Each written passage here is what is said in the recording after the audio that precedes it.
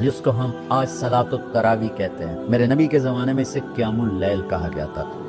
تراویح کا نام کب پڑا اس کا تو مجھے پتہ نہیں، کہیں نہ کہیں لکھا ہوگا، لیکن صحابہ کے دور میں اس نماز کا نام تھا قیام اللیل۔ اس لیے حضرت عائشہ رضی اللہ تعالیٰ عنہ کی روایت ہے، جس سے 8 رکعت والے حضرات استدلال کرتے ہیں کہ رمضان اور غیر رمضان میں اس کو امام بخاری نے قیام اللیل کا ہی عنوان دیا ہے، آپ نے 11 رکعت سے زیادہ نماز نہیں۔ ایک ضعیف روایت میں ہے کہ آپ نے 3 دن پڑھائی نماز، یہ تو صحیح روایت، کتنی رکعت پڑھائی؟ تو ایک ضعیف روایت میں ہے کہ 20 رکعت پڑھا۔ اچھا، ضعیف روایت سے عبادت ثابت نہیں ہو سکتی حکم شرعی۔ تو جب حضرت عمر رضی اللہ تعالیٰ عنہ نے سب کو، اب میرے نبی کے دور میں 3 دن کے بعد آپ تو آئے نہیں کہ کہیں فرض نہ ہو جائے، تو صحابہ اپنے طور پر قرآن سنتے تھے تولیوں۔ صدیقی دور میں 2 سال وہ فتنوں میں گزرا، تو اس میں بھی اسی طرح چلا کہ تولیوں میں۔ حضرت عمر رضی اللہ عنہ کے زمانے میں حکومت مضبوط ہو گئی، طاقتور ہو گئے، تو ابتدائی سالوں میں نہیں، چند سالوں کے بعد اب مسجد میں تشریف لائے تو لوگ اس طرح کوئی 4 ادھر 4 ادھر 5 ادھر 10 ادھر 20 ادھر، کہنا کہ ان کو ایک امام پہ جمع کر دیا جائے تو کتنا اچھا ہوگا۔ تو آپ نے سب کو اکٹھا کیا اور ابی بن کعب رضی اللہ تعالیٰ عنہ کو امام بنایا، اور سب کو ایک نماز پہ جمع کر کے 20 رکعت کے حکم عطا فرمایا۔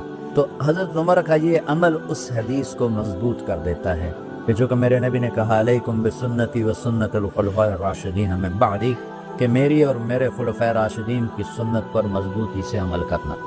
تو حضرت عمر کا جو 20 رکعت طے کرنا ہے، اگر ان کا اپنا اجتہاد ہے تو بھی ہمارے لیے عمل کے لیے کافی ہے، اور اگر ان کو یہ یاد ہے کہ میرے نبی نے 20 پڑھی تھیں تو اور زیادہ اچھی بات ہے۔ لیکن بہرحال جو 8 پڑھتا ہے ہمارا اس پہ بھی کوئی اعتراض نہیں، کیونکہ وہ بھی حدیث کے ساتھ بات کرتا ہے، اور باقی پوری امت 20 پڑھتی ہے، ان پر بھی اعتراض نہیں۔ میں ایک جگہ سے گزر رہا تھا، نماز کا وقت ہو گیا، اہل حدیث کی مسجد تھی، میں وہاں نماز پڑھنے چلا، تو ایک بہت بڑا اشتہار لکھا ہوا تھا 20 تراویح ثابت کرنے والے کو 5 لاکھ روپے انعام۔ جس قدر بے وقوفی ہے اور اس قدر اہم آنا یہ امت کی باتیں ہیں کہ 20 تراویح، سینکڑوں سال سے امت کا عمل 20 تراویح آ رہا ہے۔ تراویح کا نام جو پڑھا مجھے یوں لگتا ہے کہ اہل مکہ جو تھے وہ 4 تراویح پڑھ کے ایک طواف کرتے، تو وہ آرام کے لیے ہوتا، ترویح آرام، تھوڑی دیر کا آرام، تو 4 تراویح کے بعد ایک طواف کرتے تھے، وہ چھوٹا سا طواف 10 منٹ میں ختم ہو جاتا تھا، اور پھر 4 تراویح پڑھتے تھے، پھر طواف کرتے تھے، پھر 4 پڑھتے تھے، پھر طواف کرتے تھے۔ یہ صحابہ کے تھوڑے بعد کے دور کے بعد تو مدینے والوں کو پتہ چلا کہ مکے والے تو یہ کرتے ہیں، وہ کہنے کے اساں کی کری، انہوں نے کہا اسی 40 تراویح پڑھا، 40 رکعت، وہ 40 رکعت پڑھتے تھے۔ تو نوافل میں کوئی سختی نہیں کہ بھائی 8 سے زیادہ نہیں پڑھنی، بدعت ہو جائے گی، اور 20 پڑھنا بدعت ہے، یہ سب جہالت کی بات ہے۔ وہ یہ 8 پڑھ رہے ہیں یہ غلط ہے، یہ بھی حماقت کی بات ہے۔ جو صحیح حدیث سے دلیل پکڑ کے کوئی عمل کرتا ہو بھائیو، اس سے بحث نہ کیا کرو، اس مناظرہ نہ کیا، یہ بہت نادانی والی بات۔ اور امت کا خلق لاکھوں کروڑوں انسانوں کا ایک عمل پہ جمع ہونا، یہ بذات خود اس کی طاقت کی ایک دلیل۔ اور حرمین جب سے میرے رب نے حضرت عمر نے 20 رکعت شروع کی، آج تک وہاں بھی ساری مساجد میں 8 رکعت تراویح ہوتی ہے، لیکن حرمین کی مسجد میں 20 رکعت، ادھر بھی ادھر ویسے۔ اور یہ جو وہ وہاں ختم قرآن پہ دعا نہیں مانگی جاتی، یہ کس کا عمل ہے؟ حضرت عثمان نے اپنے دور خلافت میں تراویح پڑھانے والے سے کہا جب قرآن ختم کرو تو دعا کرتا، تو کہنے لگے کہ کیا دعا کروں؟ کہ جو تیرے دل میں آئے کرنا۔ تو ختم قرآن کی رات تراویح کی آخری رکعت میں من الجنت والناس کے بعد دعا کے لیے ہاتھ اٹھانا، یہ حضرت عثمان رضی اللہ تعالیٰ عنہ نے اس کو زندہ فرمایا۔ اور امام دعا کرتا تھا 1 منٹ 10 منٹ 20 منٹ جتنے بھی، اور پیچھے لوگ آمین کہتے تھے۔ وطر کی جماعت نہیں ہوتی تھی، وطر کو باجماعت حضرت مولا علی رضی اللہ تعالیٰ عنہ نے شروع کی کہ وطر کو بھی باجماعت پڑھا جائے، تو یہ ان کی سنت ہے کہ وطر کو باجماعت پڑھا گیا۔ تو اب یہ سارے سنت جو کام ہیں ان خلفائے راشدین سے ہوا وہ بھی سنت ہے۔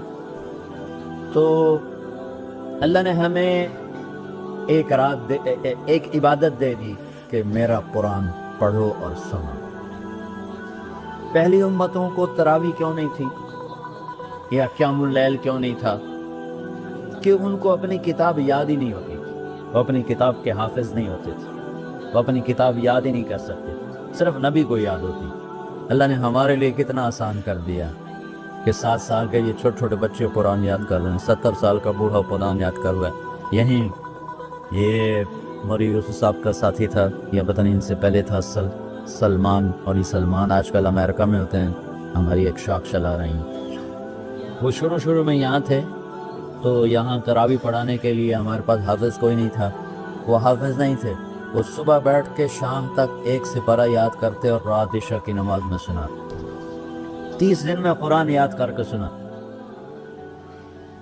ہمارے یہ سنی سنائی بات ہے نہیں، ہمارے اسی حسنین، اسی ممبر اور محراب کی بات کہ یہی اسی مسجد میں انہوں نے صبح سے مغرب تک یاد کرتے تھے اور پھر عشاء میں کھڑے ہو کے سنا دیتے۔ پیچھے ہوتے تھے لقمہ کو دینے والا شاید، لیکن بہت خوبصورت پڑھ کے 1 دن میں یاد کر کے سنا دیا۔ اور ایک مجھے نام بھول گیا، 3 دن میں قرآن یاد کیے، 10 سپارے 1 دن میں یاد کیے، 10 دوسرے دن میں یاد کیے، 10 تیسرے دن میں یاد کیے۔ وَلَقَدْ يَسَّرْنَاهُ لِلذِّكْرِ وَلَقَدْ يَسَّرْنَا الْقُرْآنَ لِلذِّكْرِ فَهَلْ مِن مُدَّكِرٍ۔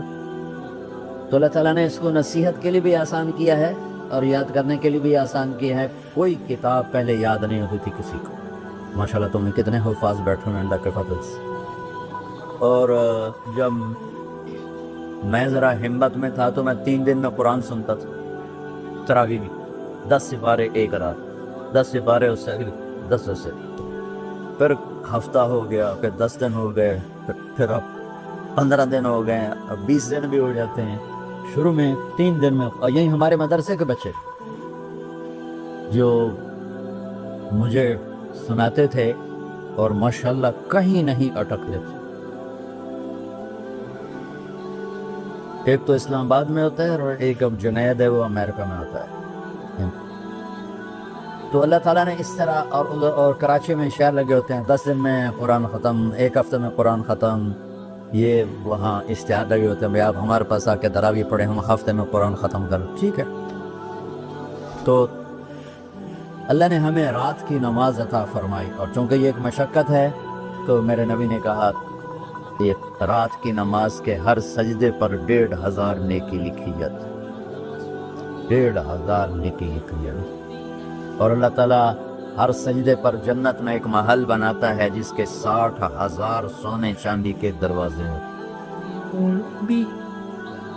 اور ایک درخت اس کے لیے لگاتا ہے جس کے نیچے 100 سال بوڑھا رہ سکتا۔